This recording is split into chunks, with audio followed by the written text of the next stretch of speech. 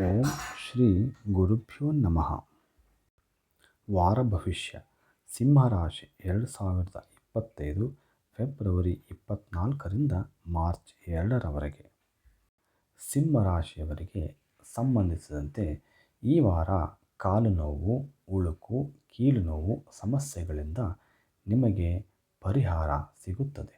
ವಿಶೇಷವಾಗಿ 50 ವರ್ಷಕ್ಕಿಂತ ಮೇಲ್ಪಟ್ಟ ಜನರಿಗೆ ಈ ವಾರ ತುಂಬ ಚೆನ್ನಾಗಿರುತ್ತದೆ. ಈ ರಾಶಿಗೆ ಸಂಬಂಧಿಸಿದಂತೆ 8ನೇ ಮನೆಯಲ್ಲಿ ರಾಹು ಸ್ಥಾನ ಪಡೆದಿರುವುದರಿಂದ ಈ ವಾರ ನೀವು ಅನೇಕ ಮೂಲಗಳಿಂದ ಹಣವನ್ನು ಪಡೆಯುತ್ತೀರಿ.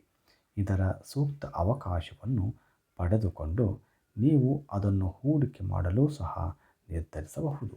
ಯಾವುದೇ ಹೂಡಿಕೆ ಭವಿಷ್ಯದಲ್ಲಿ ನಿಮಗೆ ಶುಭ ಫಲಿತಾಂಶಗಳನ್ನು ನೀಡುವ ಸಾಧ್ಯತೆ ಇದೆ. ನಿಮ್ಮ ಮೂಲಕ ಮಾಡಲಾದ ಉಡುಗೆ ಅಥವಾ ನೋಟದಲ್ಲಿನ ಬದಲಾವಣೆಗಳಿಂದಾಗಿ ಕುಟುಂಬದ ಸದಸ್ಯರು ನಿಮ್ಮೊಂದಿಗೆ ಕೋಪಗೊಳ್ಳಬಹುದು. ಆದರೆ ಇದನ್ನು ಲೆಕ್ಕಿಸದೆ ನಿಮ್ಮ ಮನಸ್ಸಿನ ಮಾತನ್ನು ಮಾತ್ರ ನೀವು ಕೇಳುತ್ತೀರಿ. ಇದರ ಅಡ್ಡ ಪರಿಣಾಮಗಳು ನಿಮ್ಮ ವ್ಯಕ್ತಿತ್ವವನ್ನು ಹಾಳು ಮಾಡಬಹುದು. ಈ ವಾರ ನೀವು ಎಲ್ಲ ಕೆಲಸಗಳನ್ನು ಬಿಟ್ಟು ನಿಮ್ಮ ಬಾಲ್ಯದಲ್ಲಿ ಮಾಡುತ್ತಿದ್ದ ಕೆಲಸಗಳನ್ನು ಮಾಡಲು ಇಷ್ಟಪಡುತ್ತೀರಿ. ನೀವು ನಿಮ್ಮ ರಹಸ್ಯ ಕಲೆಗಳಾದ ನೃತ್ಯ, ಹಾಡು, ಚಿತ್ರಕಲೆ ಇತ್ಯಾದಿಗಳಿಗೆ ಸಂಬಂಧಿಸಿರಬಹುದು.